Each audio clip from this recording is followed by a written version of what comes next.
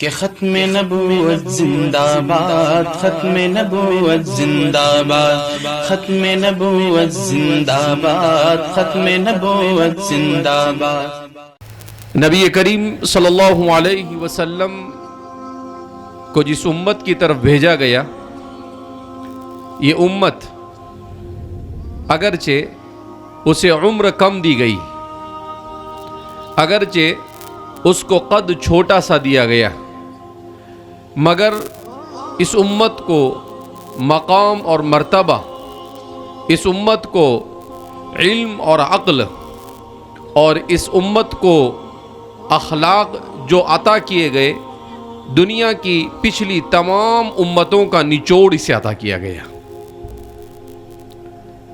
اسی لیے دنیا میں بار بار ایک سوال، لوگ اپنے ذہن میں ایک سوال، اپنی زبان پر ایک سوال آتا رہتا ہے کہ آخر دنیا نے رسول اللہ صلی اللہ علیہ وسلم کی بعثت مبارکہ کے بعد ہی کیوں ترقی کی؟ دنیا نے، سائنس نے، ٹیکنالوجی نے کیوں آپ صلی اللہ علیہ وسلم کی بعثت سے پہلے ترقی نہیں کی، اور رسول اللہ صلی اللہ علیہ وسلم کی بعثت مبارکہ کے بعد ترقی کی؟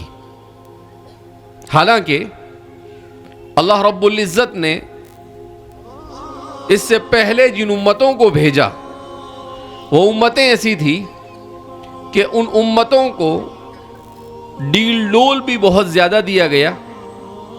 قرآن کریم خود بیان کرتا ہے، الحاقۃ ما الحاقۃ وما ادراک ما الحاقۃ کذبت ثمود وعاد بالقاریعہ فاما ثمود فاہلکوا بالطاغیہ واما عاد فاہلکوا بریح صرصر عاتیہ سخرها علیہم 7 لیال و8 ایام حسوما فطر الارض فیہا صرعا کأنہم اعجاز نخل خاویہ۔ یعنی قوم عاد اور قوم سمود، قرآن کریم خود بیان کرتا ہے، وَأَمَّا عَاد فَأُهْلِكُوا بِرِيحٍ صَرْصَرٍ عَاتِيَةٍ، کہ ایک قوم تو ایسی تھی جس کو اللہ رب العزت نے طوفان اور ہوا کے عذاب سے ہلاک کیا، اور دوسری قوم ایسی تھی جس کو اللہ رب العزت نے صرف آواز کے عذاب سے ہلاک کیا۔ قوم سمود کو اور قوم عاد کو طوفان سے ہلاک کیا۔ اس کے بعد قرآن بیان کرتا ہے کأنہم اعجاز نخل خاویہ، کہ اگر آپ اس قوم کو دیکھتے جب انہیں ہلاک کر دیا گیا تو آپ دیکھتے کہ وہ زمین پر ایسے پڑے ہوئے تھے جیسے کھجور کے درخت زمین پر پڑے ہوئے ہو۔ اس سے اندازہ لگایا جا سکتا ہے، اور ہمارے مفسرین نے تحقیق کرنے کے بعد یہ کہا کہ کم از کم اس قوم کا قد یہ ہم سے ڈبل تھا، یعنی 12، 15، 20 سے 40 فٹ تک کا ان کا قدم ہوا کرتا تھا۔ ایسی لمبی چوڑی قوم، مگر حضرات انبیاء کرام علیہم السلام کی تعلیمات سے انحراف کیا، اللہ کی نعمتوں کی شکر کرنے کی جگہ پر ناشکری کی، تو اللہ رب العزت نے اس قوم کو صف ہستی سے مٹا دیا۔ دنیا میں عام طور پر انسان کی فطرت اور انسان کی طبیعت کچھ ایسی واقع ہوئی ہے کہ انسان کو جب نعمتیں بہت زیادہ ملتی ہے تو انسان ناشکری پر اتر آتا ہے، اور جب کسی قوم کو نعمتیں کم ملتی ہے تو وہ قدردانی کرتا ہے۔ حضرت موسیٰ علیہ السلام کو بنو اسرائیل کی طرف بھیجا گیا۔ بنو اسرائیل یہ فرعون کے عذاب میں پس رہے تھے، بڑی مصیبتوں کو جھیل رہے تھے۔ حضرت موسیٰ علیہ السلام کے آنے کے بعد ان پر نعمتوں کی بارش ہو گئی، اس لیے کہ بنو اسرائیل جو کہتے تھے حضرت موسیٰ دعا کرتے تھے اور فوراً ان کو وہ نعمت مل جاتی تھی۔ اس کا نتیجہ یہ ہونا چاہیے تھا کہ بنو اسرائیل یہ اللہ کے شکر گزار بن جاتے، مگر اس کا نتیجہ الٹا ہوا۔ بجائے اس کے کہ وہ اللہ کا شکر ادا کرتے، وہ اللہ کی نافرمانی پر تل گئے. یہاں تک کہ قرآن کریم نے ان کے بارے میں کہا کہ حضرت موسیٰ علیہ السلام سے اتنی نعمتیں کہ من و سلوہ ان پر نازل ہوا، ان کے لیے سائبان کے لیے اللہ نے بادلوں کو بھیجا، ان کو فرعون کے عذاب سے بچانے کے لیے سمندر کے بیچ سے ان کو راستہ کر دیا گیا، اور بے شمار انہوں نے پانی مانگا تو پانی کے لیے چشموں کو جاری کر دیا گیا. وَاضْرِبْ بِعَصَاكَ الْحَجَرَ، حضرت موسیٰ علیہ السلام نے پتھر پر مارا اور ان کے لیے پانی کے چشمے پھوٹ پڑے. اتنی نعمتیں، ایسا لگتا تھا جیسے نعمتوں کی بارش ہوئی ان پر. مگر انہوں نے کیا نتیجہ دیا؟ بہت جب نعمتیں ملی تو وہ پیٹ بھر گیا ان کا. اور جب انسان کا پیٹ بھر جاتا ہے تو انسان کا دماغ کام کرنا چھوڑ دیتا ہے. تو پیٹ کے بھرنے کے بعد انسان کا دماغی ہاضمہ خراب ہو جاتا ہے. تو ان کا دماغی ہاضمہ خراب ہو گیا. اب جب نعمتوں کی ریل پیل ہوئی تو انہوں نے حضرت موسیٰ علیہ السلام کے ہر حکم کا الٹا کرنا شروع کر دیا. موسیٰ علیہ السلام نے کہا کہ بھئی بستی میں جاؤ، تواضع کے ساتھ، عاجزی کے ساتھ داخل ہو جاؤ. قرآن کریم نے خود اس کو بیان کیا کہ بجائے اس کے کہ وہ حطتن کہتے، وہ حنطتن فی سنبلتن کہتے ہوئے داخل ہوئے. یعنی جو بھی حکم دے ہوئے موسیٰ علیہ السلام اس حکم کا الٹا کرتے تھے. یہ پوری انسانی تاریخ ہمیں کیا درس دیتی؟ اللہ کے رسول صلی اللہ علیہ وسلم پر جس کتاب کا نزول ہوا، اس کتاب میں بنو اسرائیل کے ان واقعات کو تفصیل کے ساتھ ذکر کیا گیا. حضرت ابراہیم علیہ السلام اور ان کی قوم کے واقعات کو ذکر کیا گیا. حضرت نوح علیہ السلام کی قوم کے واقعے کو ذکر کیا گیا. قوم عاد کے واقعے کو ذکر کیا گیا. قوم سمود کے واقعے کو ذکر کیا. قوم لوط کے واقعے کو ذکر کیا. حضرت شعیب علیہ السلام کے واقعے کو ذکر کیا. میں آج گاڑی میں بیٹھے بیٹھے سوچنے لگا کہ قرآن نے بہت عجیب و غریب ترتیب کے ساتھ ان واقعات کو ایک ہی جگہ پر ذکر کر دیا. قرآن کریم نے کذبت قوم نوح المرسلین کہہ کر سب سے پہلے حضرت نوح علیہ السلام کے واقعے کو ذکر کیا. کیوں؟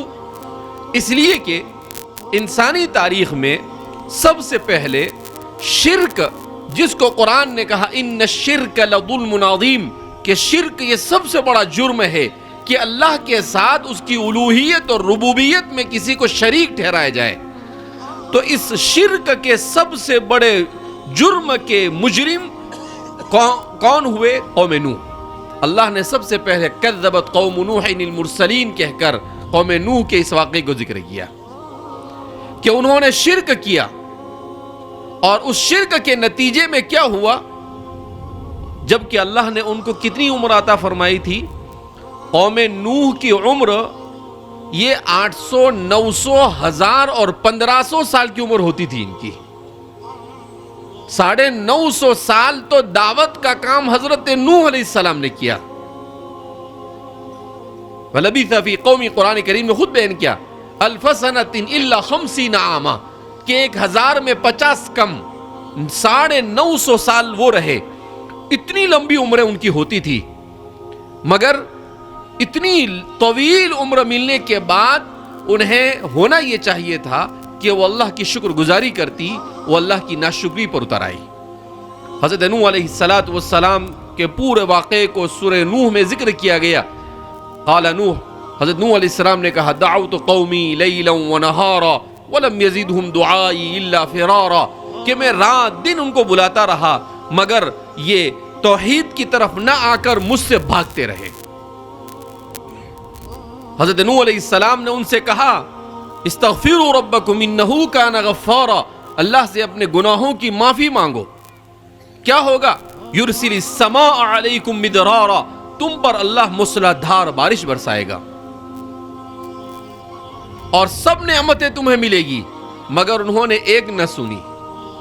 وہ یہ سمجھے کہ ہم تو اتنی بڑی بڑی عمریں پانے والے ہیں، ہمارا کون کچھ بگاڑ سکتا ہے. لیکن اللہ رب العزت نے بھی فیصلہ کیا کہ اب اس قوم کے دن بھر چکے ہیں، اللہ رب العزت نے اس قوم کو عذاب بھیج کر ان کو ہلاک کر دیا۔ ان کے 950 ہزار اور 1500 سال عمر کسی کام نہیں آئی۔ تو معلوم کیا ہوا کہ شرک کیا، اس شرک کی پاداش میں ان کو صف ہستی سے مٹا دیا گیا۔ اسی لیے قرآن کریم کی آیت کریمہ کا میں نے انتخاب کیا۔ قرآن کریم میں اللہ فرماتے ہیں لَإِن شَكَرْتُمْ لَأَزِيدَنَّكُمْ، کہ اگر تم شکر گزاری کرو گے تو ہم نعمت میں اضافہ کریں گے۔ وَلَئِن كَفَرْتُمْ، اور اگر تم ناشکری کرو گے إِنَّ عَذَابِي لَشَدِيدٌ، تو اللہ فرماتے ہیں کہ میرا عذاب بڑا سخت ہے۔ قرآن کے اسلوب پر غور کریں آپ۔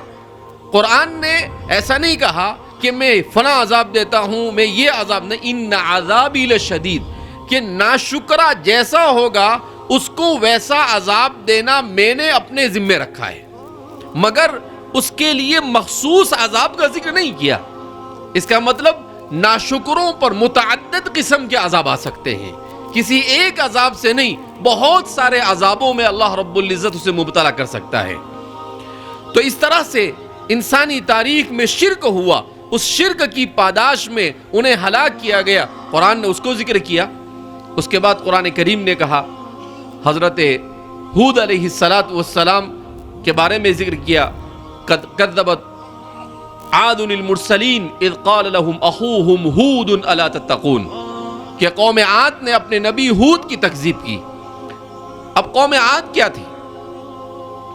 قوم عاد اور قوم سمود، یہ دونوں قریب قریب ان کی بستیاں تھیں، یہ لمبی چوڑی قوم تھی۔ اچھا، اس قوم کی خصوصیت کیا تھی؟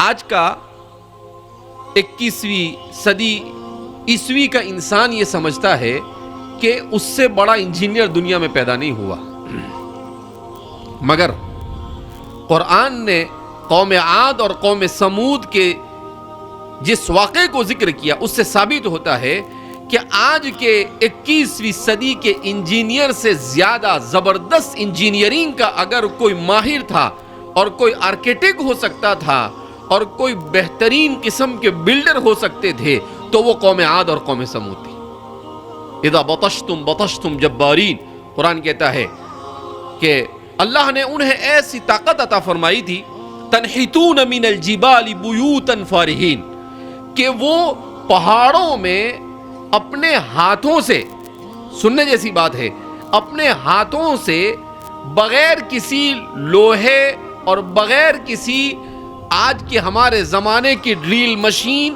اور بغیر کسی بلڈوزر اور بغیر کسی چیز کے اپنے ہاتھوں سے پہاڑوں میں اپنے گھروں کو بنایا کرتے تھے۔ ان کو کسی چھینی کی ضرورت نہیں پڑی، ان کو کسی ہتھوڑے کی ضرورت نہیں پڑی، ان کو ڈرل مشین کی ضرورت نہیں پڑی، ان کو ہمارے زمانے میں جیسی بڑی بڑی مشینریاں آئی ہے جو پتھروں کو توڑتی ہے، تو ان کو جی سی بی اور کوئی چیز بلڈوزر کسی چیز کی ضرورت نہیں۔ اللہ نے ان کے ہاتھ ایسے بنائے تھے کہ یہ سارے کام جو آج کا انجینئر کر رہا ہے وہ اپنے ہاتھوں سے کیا کرتے تھے۔ قرآن کہتا ہے وَتَنْحِتُونَ مِنَ الْجِبَالِ بُيُوتًا فَارِهِينَ، قرآن نے عجیب الفاظ استعمال کیے، جو آدمی عربی زبان جانے اسی کو مزہ آتا ہے قرآن کریم کے اس اسلوب کو پڑھنے کے بعد۔ کہا بڑی آسانی کے ساتھ وہ اپنے ہاتھوں سے پہاڑوں میں اپنے گھروں کو تراشا کرتے تھے۔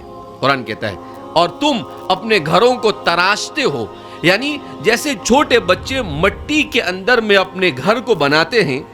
اب تو وہ بھی گیا، موبائل لے کے بیٹھ گئے وہ بھی، تو پہلے دیکھتے تھے کہ کہیں بھی مٹی آ گئی تو بچے جمع ہو جاتے تھے اور مٹی کے اندر میں بیٹھ کر کیا کرتے تھے، گھر بناتے تھے، کبھی اپنا پاؤں رکھ دیتے تھے، اور پھر اس کے تو جیسے چھوٹے بچے بناتے ایسے پہاڑوں کو اللہ نے ان کے لیے کھلونا بنا دیا تھا، اور وہ پہاڑوں میں اپنے گھروں کو بناتے تھے۔ آج بھی قوم سمود کے بنائے ہوئے وہ مکانات یہ عبرت کا سامان بن کر سعودی عرب کی بستیوں کے اندر میں موجود ہے۔ خود نبی کریم صلی اللہ علیہ وسلم کا دیار سمود سے گزر ہوا، مگر آپ صلی اللہ علیہ وسلم اسے دیکھنے کے لیے نہیں گئے، بلکہ صحابہ سے کہا تیزی کے ساتھ یہاں سے گزر جاؤ، اس لیے کہ یہ وہ بستی ہے جہاں پر اللہ کا عذاب نازل ہوا ہے۔ تو ان کی آرکیٹیکٹ، ان کی انجینئرنگ، جب وہ نبی کے مقابلے میں آئے، جب وہ ناشکری پر اتر آئے، اللہ رب العزت کی نافرمانی پر اتر آئے، کوئی ان کی انجینئرنگ انہیں کام نہیں آ سکی۔ تو آج کا انسان اللہ اسے بتانا چاہتا ہے کہ تو جس انجینئرنگ کے زعم میں مبتلا ہے، تجھ سے بھاری بھاری انجینئر اس سے پہلے گزر چکے ہیں، مگر وہ اللہ کے سامنے نہیں ٹک سکے، تو کیا ٹک سکتا ہے؟ وہ تو جسم میں بھی بڑے تھے، طاقت میں بھی بڑے تھے، سب کچھ تھا، اس کے باوجود وہ اللہ رب العزت کے عذاب کے سامنے نہیں ٹک سکے۔ اللہ نے کیسے ہلاک کیا ان کو؟ ہلاک قوم عاد اور قوم سمود کی ہلاکت کے عجیب واقعے ہے۔ حدیث پاک میں نبی کریم صلی اللہ علیہ وسلم نے ارشاد فرمایا کہ اللہ رب العزت نے ہواؤں پر جس فرشتے کو مامور کیا ہے، اس فرشتے سے کہا کہ ذرا ہوا کا ایک جھونکا ان کے اوپر چھوڑ دیا جائے۔ جو لوگ جتنے بھاری بھرکم ہوتے تھے، جتنے زیادہ ایڈوانس ہوتے تھے، اللہ ان کو ایسے ہلکے پھلکے عذاب میں مبتلا کر کے ختم کر دیا کرتا تھا۔ تو وہ فرشتے نے کہا کہ اللہ کتنا اپنے ہوا کا جو اسٹاک ہے اس میں سے کتنا ان کے پیچھے چھوڑا جائے؟ تو روایتوں میں آتا ہے کہ فرشتے نے کہا کیا ایک سینگ کے جو یہاں مقدار ہوتی ہے اس کے برابر؟ کہا اتنا کرو گے تو پوری زمین اڑ جائے گی۔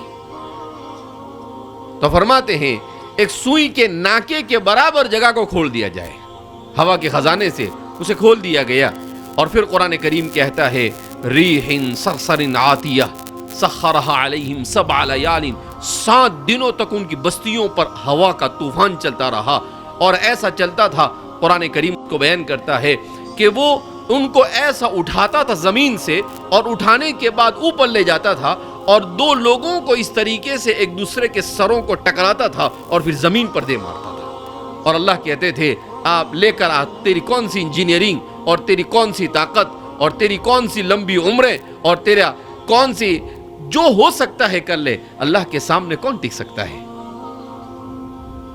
تو آج کا انسان یہ سمجھ لے کہ بڑے بڑے انجینئر اللہ کے سامنے نہیں ٹک سکے۔ قرآن کریم نے قوم عاد اور قوم سمود کو بیان کرنے کے بعد قوم لوط کو بیان کیا، اور تھی وہ اغلام بازی میں مبتلا تھے۔ تو اللہ رب العزت نے اس قوم کی ہلاکت کے واقعے کو بھی تفصیل کے ساتھ بیان کیا۔ اللہ رب العزت نے انہیں خوبصورت بنایا تھا، مگر اپنی خوبصورتی کی قدر نہیں کی، انہوں نے اس کی ناشکری کی، اور اس خوبصورتی کو بجائے اس کے کہ وہ اللہ کی شکر گزاری کے طور پر استعمال کرتے، ناشکری میں استعمال کی، تو اللہ رب العزت نے اس کو ایسا عذاب دیا کہ حضرت جبریل علیہ السلام کو بھیجا۔ انہوں نے ان کی 12 بستیوں کو، صدوم اور اس کے اطراف کی 12 بستیوں کو، ابھی 6 مہینے پہلے میں اس علاقے میں گیا تھا، میں اسے دیکھ کر آیا، اس طرح سے اپنی اس چھوٹی سی انگلی پر حضرت جبریل علیہ السلام نے اٹھایا اور اٹھا کر آسمان پر لے گئے۔ روایتوں میں آتا ہے کہ اتنے اوپر آسمان پر لے گئے کہ آسمان کے پہلے آسمان کے فرشتے ان کے بچوں کے اور ان کے عورتوں کے چیخنے چلانے کی آواز سن رہے تھے۔ اوپر لے گئے اور لے جانے کے بعد یوں کا کر پلٹ دیا حضرت جبریل نے، اور وہ اوندے منہ زمین پر گرے۔ بحر میت میں آج بھی 10,000 سال ہونے کے بعد وہ عذاب میں مبتلا ہے، بے حیائی کا عذاب۔ ان پر اللہ رب العزت نے پتھروں کی بارش کی، پھر اس کے بعد الٹا کر کر ان کی بستیوں کو پانی کے عذاب کے اندر مبتلا کر دیا گیا۔ بحر میت، مردہ پانی، کیا مطلب؟ اللہ نے اس پانی کو ایسا کر دیا کہ کوئی آدمی اس کے اندر داخل بھی نہیں ہو سکتا ہے۔ تو بے حیائی خوب آج پوری انڈسٹریاں قائم ہو گئی، بیوٹی پارلر۔ پہلے تو عورتیں بیوٹی پارلر میں جاتی تھی، اب تو مرد بھی جانا شروع ہو گئے، اور کہتے ہیں کہ پہلے تو عورتوں کو خوبصورت بنایا جاتا تھا، ٹھیک ہے عورتیں خوبصورت بنے، مگر اب تو مرد عورت سے زیادہ خوبصورت بننے کے چکر میں ہے۔ عجیب و غریب دنیا ہے، جبکہ اللہ نے مرد کو اس لیے نہیں بھیجا ہے کہ وہ خوبصورت بن کر بھیجے، اللہ نے عورت کو تو زینت کے لیے بھیجا، مگر اللہ نے مرد کو اس لیے بھیجا تاکہ وہ اللہ کی زمین پر محنت کر کر صحیح طریقے سے کمائے، صحیح طریقے سے اپنی صلاحیتوں کو استعمال کرے، اور اپنی صلاحیتوں کو استعمال کر کر انسانیت کے کام آئے۔ اللہ نے اس لیے مرد کو بھیجا۔ ابھی بمبئی میں ایک جگہ بیان کر رہا تھا تو اللہ نے ایک عجیب مضمون کا ذہن پر ورود عجیب و غریب مضمون کا ہوا. میں نے کہا کہ اللہ رب العزت نے انسان کو اپنا خلیفہ بنایا، تو کیا مطلب اللہ کی خلافت کا؟ اللہ کی خلافت کا مطلب یہ کہ اللہ نے اپنے پاور میں سے کچھ حصہ انسان کو عطا کیا کہ بھئی آپ کو ہم یہ صلاحیت دے رہے ہیں ٹیمپرری امتحان کے لیے. انسان اگر اللہ کی دی ہوئی ان صلاحیتوں کو اللہ کے بتائے ہوئے طریقے کے مطابق استعمال کرتا ہے تو وہ کامیاب انسان ہے، اور اللہ کی دی ہوئی ان صلاحیتوں کو اگر وہ اللہ کے کیے ہوئے طریقے کے خلاف استعمال کرتا ہے تو انسان دنیا کا سب سے بدترین انسان ہے. اللہ کی نگاہ میں اس کی کوئی وقت نہیں. اللہ نے عقل دی، اللہ نے بدن دیا، اللہ رب العزت نے مال دیا، اللہ رب العزت نے خوبصورتی دی. سب کچھ دینے والی ذات کس کی ہے؟ اللہ کی. اللہ نے یہ سب کچھ دیا. اللہ انسان کو کبھی منصب دیتا ہے اور دیکھتا ہے کہ یہ منصب کا صحیح استعمال کرتا ہے یا غلط استعمال کرتا ہے. اللہ کسی کو ٹیچر بناتا ہے اور یہ دیکھتا ہے کہ یہ اس موقع کو اپنی آخرت بنانے کے لیے استعمال کرتا ہے، اپنی دنیا بنانے کے لیے استعمال کرتا ہے، یا دونوں کو برباد کرنے کے لیے استعمال کرتا ہے. اللہ نے انسان کو جوانی دی یہ دیکھنے کے لیے کہ ہم اس کو بھرپور طاقت دیکھتے ہیں اور دیکھتے ہیں کہ یہ اپنی جوانی کو کس چیز میں استعمال کرتا ہے، اللہ کی فرما برداری میں استعمال کرتا ہے یا نافرمانی میں استعمال کرتا ہے. اللہ خوبصورتی دیتا ہے اور یہ دیکھتا ہے کہ یہ خوبصورتی کے زام میں مبتلا ہو کر اپنے مقصد حیات کو بھول جاتا ہے یا اپنی خوبصورتی کی قدر کرتے ہوئے اللہ رب العزت کو راضی کرنے کے لیے اس کے مرضی کے مطابق اعمال کر رہا ہے. تو انسان اللہ نے جو نعمت جس مقصد سے عطا کی اسی مقصد میں استعمال کرتا ہے تو یہ انسان کامیاب انسان ہے. اللہ نے کان دیے ہیں اللہ کی کتاب کو سننے کے لیے، مگر اسی کان سے اگر انسان کیا سنتا ہے؟ گانے سنتا ہے، میوزک سنتا ہے، تو یہ اللہ کی نعمت کی ناقدری ہے. اسی لیے حدیث پاک میں نبی کریم صلی اللہ علیہ وسلم نے ارشاد فرمایا الغینا ینبت النفاق فی القلب، کہ گانا سننے سے، میوزک کو سننے سے انسان کے دل کے اندر میں نفاق پیدا ہوتا ہے، اور نفاق روحانی بیماریوں میں سب سے بدترین بیماری، جس کے بارے میں قرآن نے کہا ان المنافقین فی الدرک الاسفل من النار، جہنم میں سب سے زیادہ سخت عذاب اگر کسی کو ہوگا تو وہ منافقین کو ہوگا. منافق کس کو کہتے ہیں؟ جو اوپر سے اپنے آپ کو مسلمان بتائے اور اندر سے وہ مسلمان نہ ہو، بلکہ اندر سے وہ کفر اور شرک اور اللہ کی نافرمانی کو پسند کرتا ہو. حضرات صحابہ اپنے اوپر نفاق سے ڈرتے تھے. نافق حنظلہ، حضرت حنظلہ نے کہا حنظلہ منافق ہو گیا. حضرت ابوبکر صدیق پہنچے، کہا بھئی حنظلہ یہ کیوں بول رہے ہو تم؟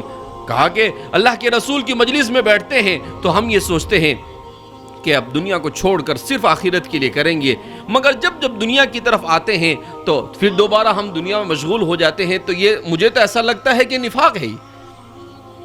حضرت ابوبکر نے کہا کہ یہ بیماری تو مجھے بھی ہے. ابوبکر صدیق کہہ رہے ہیں. کون کہہ رہے ہیں؟ ابوبکر صدیق. حضرت عمر آئے، کہا کہ ایسا تو مجھے بھی محسوس ہوتا ہے. تو کہا چلو ہم تینوں چلتے ہیں دنیا کی سب سے بہترین عدالت رسول اللہ صلی اللہ علیہ وسلم کی خدمت اقدس میں حضور کے پاس آئے اور انہوں نے یہ مقدمہ پیش کیا کہ حضور ہمیں ایسا لگتا ہے کہ ہم لوگ نفاق کا شکار ہیں. اللہ کے رسول صلی اللہ علیہ وسلم مسکرایا اور کہا کہ اگر صدیق ہی اپنے آپ کو یہ سمجھے کہ میں نفاق کا شکار ہوں تو اس سے امت کا سب سے بڑا مومن جو انبیاء کے بعد سب سے افضل انسان ہے. تو اللہ کے رسول صلی اللہ علیہ وسلم نے پوچھا کیوں ایسا کہتے ہو؟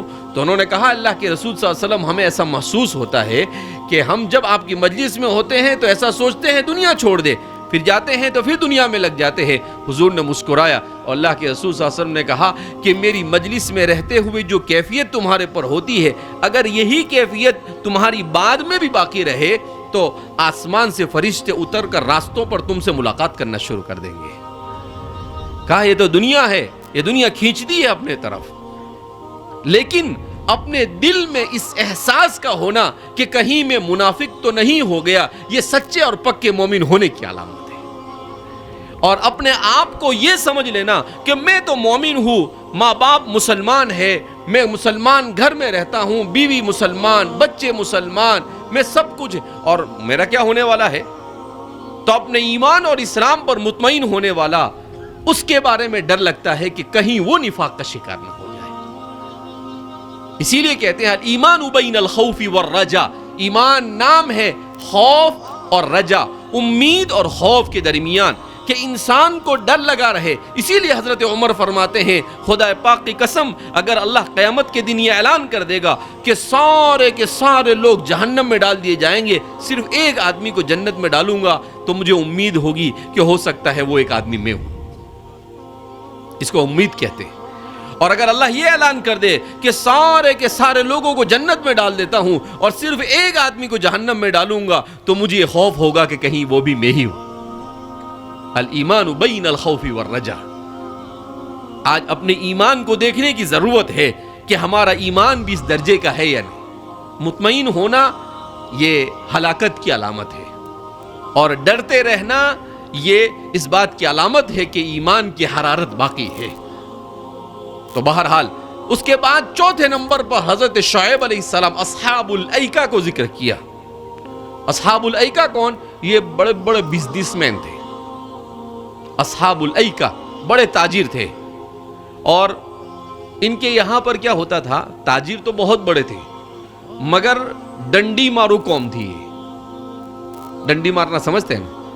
ہمارے معاشرے میں آج شاید باید کوئی انڈسٹری ایسی ہوگی جو ناپ تول میں کمی زیادتی کا شکار نہ ہو۔ سبزی والے کے پاس جاؤ تو کیسے سبزی دیتا ہے؟ یوں کر کے لے گا اور زور سے مارے گا ترازو میں اور آپ کو دے دے گا۔ اس کو کہتے ہیں کانٹی مارنا۔ اس کو جرم نہیں سمجھتے ہم، یہ اتنا بڑا جرم ہے اللہ کی نگاہ میں کہ قرآن نے ویل للمطففین کہہ کر پوری سورت اس کے بارے میں 2 صفحے کی نازل کی۔ حضرت شعیب علیہ السلام کی قوم اسی عذاب میں مبتلا تھی، اصحاب الایکہ۔ تو ان پر اللہ نے کون سا عذاب نازل کیا؟ ان پر بادلوں سے آگ برسائی گئی۔ کیا برسائی گئی؟ آگ۔ کیوں؟ اس لیے کہ دوسرے کے حقوق کو وہ مار رہے تھے، تو اللہ نے ان پر آگ برسائی۔ آج آپ دیکھتے ہیں 15-20 کلو کی بوری میں چاول ہے تو کہاں آدمی اس کو دیکھتا رہتا ہے، اس کو پیک کرتے ہیں، آدھا کلو، پاؤ کلو، 1 کلو کم ڈالتے ہیں، کوئی بار بار تو آنے والا ہے نہیں۔ ہر چیز میں دیکھو، آٹا دیکھو، جو بھی چیز ہے ہر چیز میں 25-50 گرام، اس میں انسان مالدار تو ہوتا نہیں، ایک تو برکت چلی جاتی ہے، اور دوسرا انسان اللہ رب العزت کے غضب کا مستحق ٹھہرتا ہے۔ تو اللہ رب العزت نے ان واقعات کو ذکر کر کر ہمیں کیا بتایا؟ ان فی ذلک لعبرۃ لأولی الابصار، کہ اگر تمہارے اس دماغ کے اندر میں عقل ہے تو یہ سارے واقعات تمہارے لیے سامان عبرت ہے، اور اگر اس دماغ میں، اس کھوپڑی میں اگر بھیجا نہیں، بھوسا بھرا ہوا ہے، تو تم بھی ایسی حرکتیں کرو اور اسی قسم کے عذاب کا انتظار کرتے رہو۔ اگر یہاں نہیں تو مرنے کے بعد اس قسم کے عذاب میں مبتلا ہو جاؤ گے۔ لہذا اس بنا پر اپنی زندگی کو بہت سوچ سمجھ کر گزارنے کی ضرورت ہے۔ قرآن کریم کی آیت کریمہ میں نے پڑھی، دوسری آیت کریمہ اللہ فرماتے ہیں ما یفعل اللہ بعذابکم ان شکرتم وآمنتم۔ اللہ فرماتے ہیں کہ اللہ بندہ سوچتا ہے کہ مجھے اللہ عذاب دیتا ہے، اللہ کہتا ہے کہ بھئی میں نے اتنی بڑی دنیا، چاند، سورج، زمین، پانی، ہوا، اناج کیا نہیں بنایا؟ خلق لکم ما فی السماوات، قرآن میں اللہ فرماتے ہیں آسمان اور زمین میں جو کچھ ہے سب انسان کے لیے بنایا ہے۔ یہ سب کچھ اللہ نے انسان کے لیے بنایا، تو اللہ فرماتے ہیں جب سب کچھ تمہارے لیے بنایا تو کیا میں تمہیں عذاب دوں؟ ما یفعل اللہ بعذابکم، اللہ تمہیں عذاب دے کر کیا کرے گا؟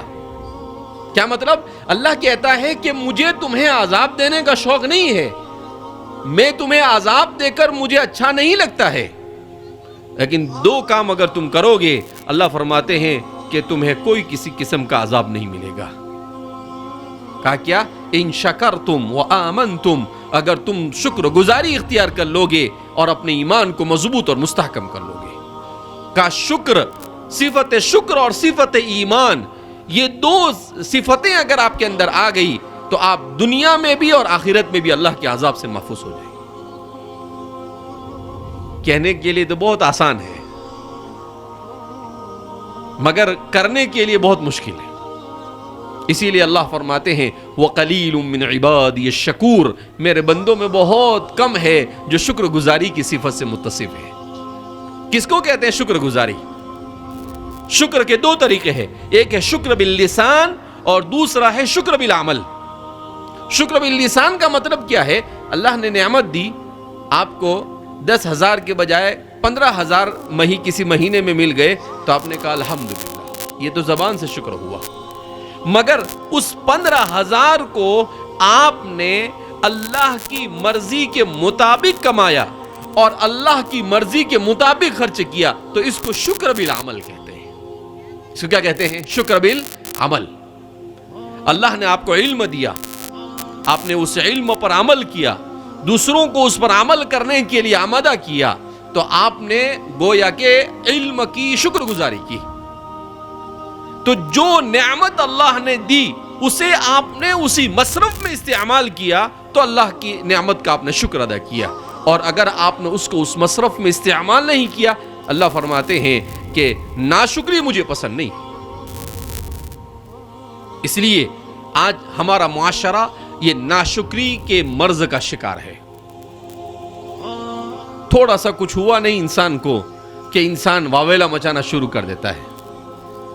اللہ ساری نعمتیں دے گا مگر کوئی ایک نعمت اللہ نے کبھی چھین لیا تو اللہ رب العزت خود فرماتے ہیں کہ جب انسان کو کوئی نعمت ملتی ہے تو انسان کیا کہتا ہے کہ یہ تو میں نے میرا کمال ہے. اور جب انسان کو اللہ کوئی نعمت چھین لیتا ہے تو پھر کہتا ہے کہ اللہ یہ کیا ہوا، میرے ساتھ کیوں ایسا ہوا.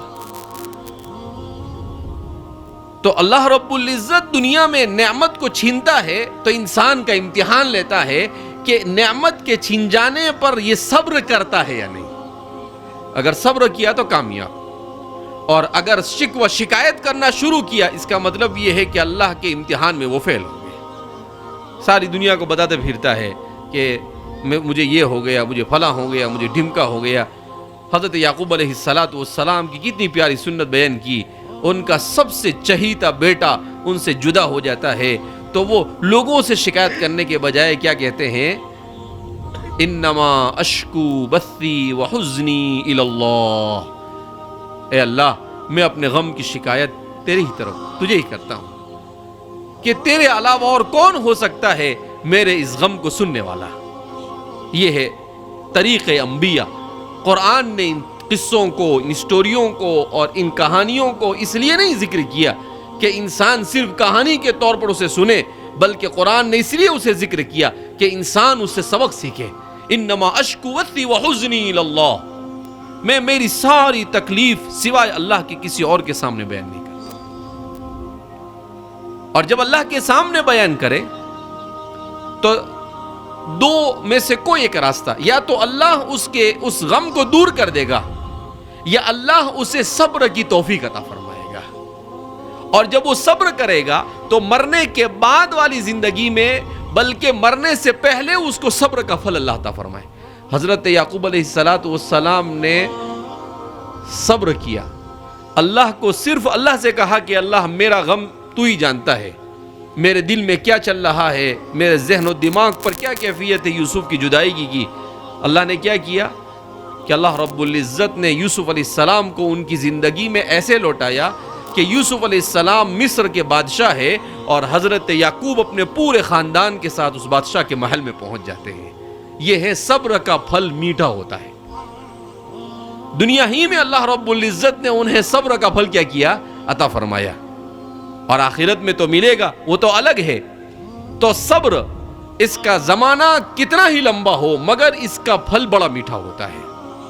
ہمیشہ جب بھی تاریخ اٹھا کر آپ دیکھیں کہ جن لوگوں نے بھی صبر کیا، اللہ رب العزت نے ان کے صبر پر انہیں جو انعام عطا کیا، جیسا انہوں نے سوچا ہوگا اس سے کئی درجہ بہتر انہیں انعام عطا کیا۔ اس لیے میرے بھائیو، دوستو اور بزرگوں، ہم لوگ اس بات کو سمجھے، اور اخیر میں ایک بات کہہ کر میں اپنی اس بات کو ختم کرتا ہوں کہ ہم جس دور سے گزر رہے ہیں یہ دور بڑا نازک دور ہے۔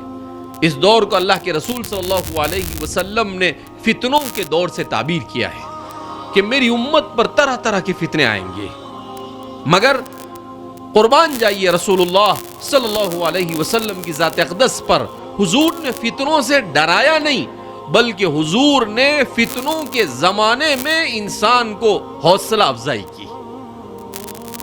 ایک روایت میں حضور نے فرمایا لا تکرہوا الفتن فإنها تبیر المنافقین، کہا فتنوں سے ڈرو مت، فتنوں سے کراہت مت کرو، فتنوں کو ناپسند مت کرو۔ کہا فتنے آئے تو کیا فائدہ ہوگا؟ کہا معاشرے میں جو منافق ہے وہ کھل کر سامنے آ جائے کہ کون سچا پکا مومن ہے اور کون منافق ہے۔ کہا یہ فتنے منافقوں کو ظاہر کر دیتے ہیں کہ دنیا پرست ہوگا، جاہ پرست ہوگا، منصب پرست ہوگا تو وہ برابر اس کے مطابق کرے گا، اپنا ایمان بھی بیچ دے گا، اپنی دیانتداری بھی بیچ دے گا، سب کچھ بیچ کر وہ کافروں، مشرکوں اور بے دین لوگوں کی صفوں میں جا کر کھڑا ہو جائے گا۔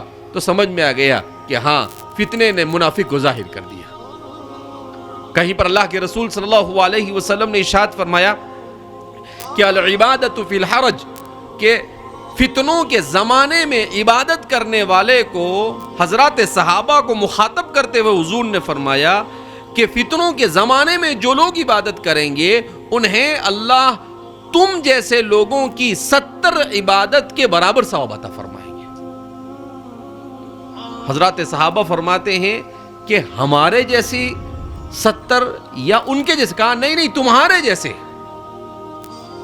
اب آپ سوچتے ہوں گے کہ اس کا مطلب ہم تو انبیاء سے افضل ہو گئے؟ نہیں، صحابہ سے افضل، انبیاء سے افضل کون ہو سکتا ہے؟ وہ تو افضلیت میں انہیں کوئی نہیں پہنچ، لیکن چونکہ فتنوں کے زمانے میں عبادت کرنا بہت مشکل، اسی لیے ہم دیکھتے ہیں ہماری مسجدیں ویران پڑی ہیں۔ وہ اللہ سے شکایت کرتی ہے کہ اللہ کوئی عبادت کرنے والا نہیں، مسجد تو بنا دی شبر میں ایمان کی حرارت والوں نے، من اپنا پرانا پاپی تھا نمازی بن نہ سکا۔ بہت مسجدیں بناتے ہیں ہم، لیکن کوئی ایک مسجد مجھے دنیا میں ایسی بتا دے کہ وہاں پر 100% لوگ مسلمان نماز پڑھتے ہوں۔ قسم کھا کر کہا جا سکتا ہے پوری روئے زمین پر کوئی مسجد ایسی نہیں مل سکتی ہے جہاں 100% لوگ نماز پڑھتے ہوں۔ تو ظاہر سی بات ہے، اس سے بڑا افسوس اور کیا ہو سکتا ہے؟ تو اس لیے فتنوں کے اس دور میں عبادت بڑی مشکل ہوتی ہے، مگر انسان اپنا، اس کا دل نہ کہتا ہے، اس کا دماغ نہ کہتا ہے، ماحول نہ کہتا ہے، مگر ان سب کا مقابلہ کر کر وہ نماز کے لیے پہنچ جاتا ہے، تو گویا کہ وہ ورلڈ وار جیت کر مسجد کے اندر میں پہنچا۔ تو اللہ رب العزت اسے صحابہ جیسی 70 عبادتوں کا اجر اسے عطا فرماتا ہے۔ کہا ہاں یہ ہے میرا بندہ، یہ ہے پرفیکٹ، یہ برابر آیا، سب کا مقابلہ کرتے کرتے یہ پہنچ گیا برابر۔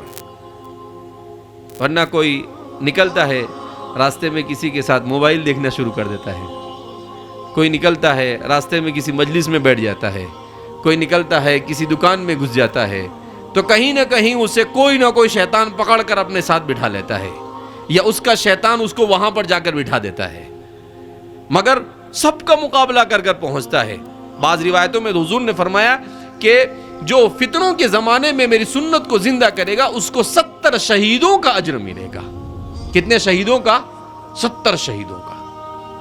یہ سب صحیح روایتیں ہیں، ایسے ہی اللہ کے رسول کی بات بیان کی جا رہی ہے، پوری تحقیق کی بات بیان کی جا رہی ہے، اپنی جیب سے کوئی چیز ایسے ہی پھینکم بھانگ نہیں کیا جا رہا ہے۔ تو اللہ کے رسول صلی اللہ علیہ وسلم نے یہ ساری چیزیں ہمیں اس لیے بیان کی تاکہ فتنوں کے زمانے میں ہم پورے حوصلے کے ساتھ، پوری جرأت کے ساتھ، پوری ہمت کے ساتھ اللہ رب العزت کے رضا کے مطابق اپنی زندگی گزارنے کی کوشش کرے. اس لیے ہمیں فتنوں کے اس دور میں اپنے آپ کو مسجدوں سے منسلک کرنا ہوگا, اپنے آپ کو قرآن سے منسلک کرنا ہوگا, اپنے آپ کو علماء سے منسلک کرنا ہوگا, اپنے آپ کو دین کی تحریکات سے منسلک کرنا ہوگا. اور آج فتنوں کے زمانے میں مسلمانوں کی ایک سب سے بڑی ضرورت یہ ہے کہ مسلمان اپنے علاقوں میں اپنی اسکولیں قائم کریں. کیوں؟ کہ ہماری بیٹیاں, ہمارا نوجوان غیروں کی اسکولوں میں جا کر پڑھے گا, غلط ماحول میں جائے گا اور وہ کبھی نشے کا عادی بن جائے گا. ایسے ایسے جگہیں جن کے بارے میں آج سے 10 سال پہلے سوچ نہیں سکتا تھا آدمی کہ یہاں پر بھی نوجوان بگڑ سکتا ہے. ابھی کچھ دنوں پہلے جب میں وہاں گیا تو کہا مولانا دیندار ماحول ہے مگر بچے کالجوں میں گئے اور آج صورتحال یہ ہے کہ 50-60% نوجوان شراب کی لت میں مبتلا ہو گئے. جیسی صحبت ملے گی اسی صحبت میں اگر آپ کو 10 دوست ایسے ملے کہ وہ شراب پینے والے ہیں اور آپ اکیلے ہیں تو آپ کب تک کے ان سے دور رہیں گے؟ ایک نہ ایک دن آپ اس بیماری میں مبتلا ہو جائیں گے. اسی لیے ہمارے ایک دوست ہیں امتیاز بھائی بنگلور والے, انہوں نے مسجد ون مومنٹ شروع کیا ہے. تو انہوں نے لکھا ہے کہ ہندوستان میں مسلمانوں کو اپنے 2.5 لاکھ اسکول بنانے کی ضرورت ہے. کتنے اسکول بنانے کی ضرورت ہے؟ 2.5 لاکھ.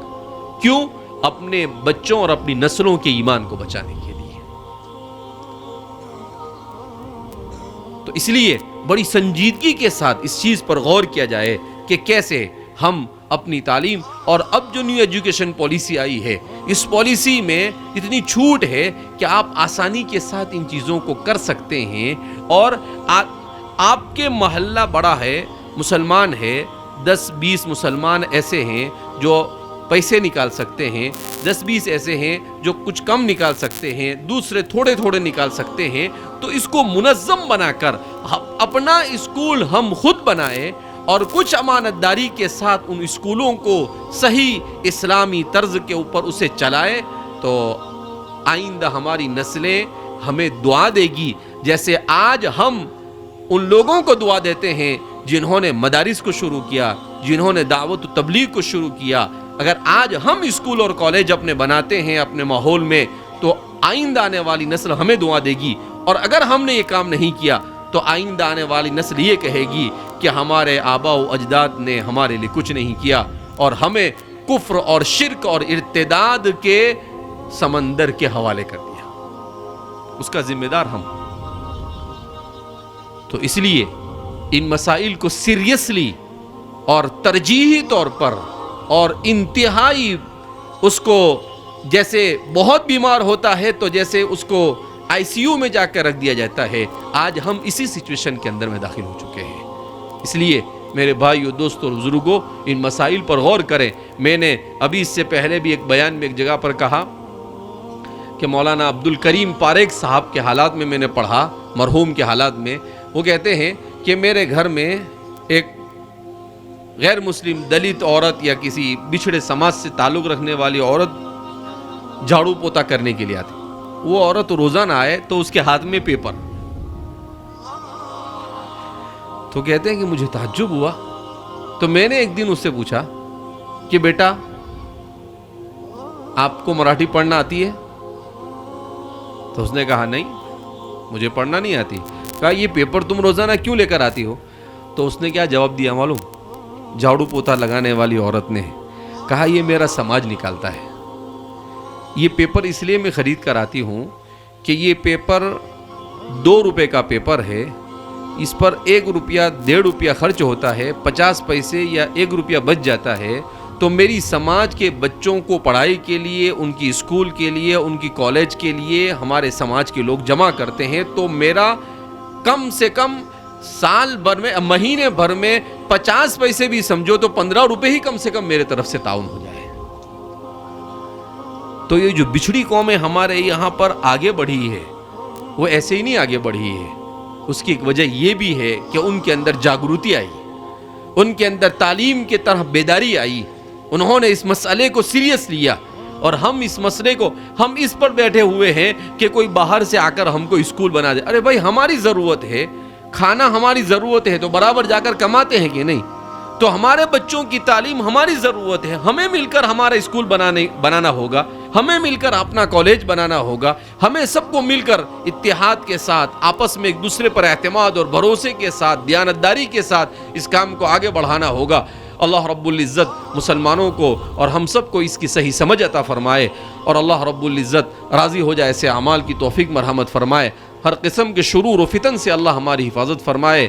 और इस इजलास के लिए जिन अहबाब ने मेहनतें की है, उलमा ने, अइम्मा ने, यहाँ के असातिज़ा ने और यहाँ के नाज़िम साहब और तलबा और जितने भी हमारे शहर के अमायदीन है, अल्लाह रब्बुल इज़्ज़त उनको दुनिया और आखिरत में बेहतरीन अजर अता फरमाए।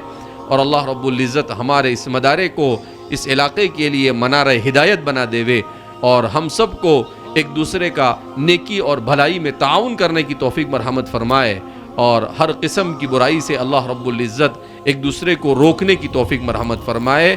कहने सुनने से ज़्यादा अल्लाह अमल की तौफीक मरहमत फरमाए। वाखिर दावाना अल्हम्दुलिल्लाहि रब्बिल आलमीन। GS हर्बल होलसेल आयुर्वेदिक अद्वियात का काबिल एतमाद मरकज। तिजारत के ख्वाहिशमंद हजरात को हम मुकम्मल ट्रेनिंग देते हैं। हमारे साथ तिजारत करके भरपूर पैसा कमाएं। उलमाए किराम, हुफ्फाज, डॉक्टर्स और मेडिकल वालों के लिए खुसूसी रियायत। तफसीलात के लिए अभी राब्ता करें। कासमी हज उम्रह टूर्स एंड ट्रेवल्स हज उम्रह और दीगर मुकद्दस मुकामात की जियारत का भरोसेमंद मरकज। हज उम्रह जाने के ख्वाहिशमंद हजरात स्क्रीन पर दिए गए नंबरात पर कॉल करें।